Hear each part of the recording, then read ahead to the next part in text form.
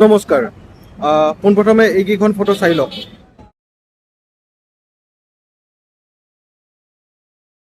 আপোনালোকে কি দেখিলে? গণতন্ত্ৰৰ চতুৰ্থ স্তম্ভৰ লগত যি এই আক্ৰমণৰ ঘটনা সংঘটিত হৈছে লখিমপুৰত, সেয়া অত্যন্ত লাজৰ বিষয়।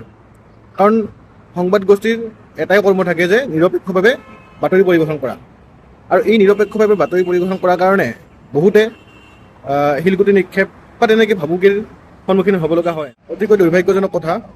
কাৰণ যিখন সমাজত যদি সংবাদ মাধ্যমে নিৰপেক্ষভাৱে বাতৰি পৰিৱেশন কৰাৰ কাৰণে এনেকুৱা ধৰণৰ পৰিৱেশৰ সন্মুখীন হ'ব লগা হয়, তাতকৈ আৰু লাজৰ কথা একো হ'ব নোৱাৰে।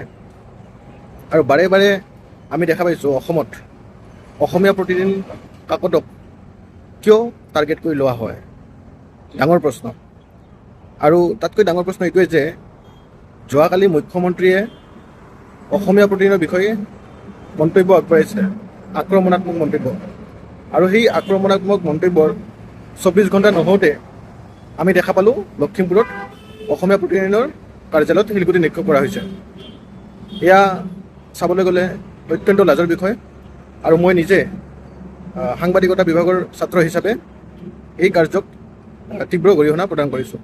আৰু অনাগত দিনবোৰ যাতে এনেকুৱা ঘটনা নহয় তাৰ কাৰণে মই সকিয়নি প্ৰদান কৰিব বিচাৰিছোঁ।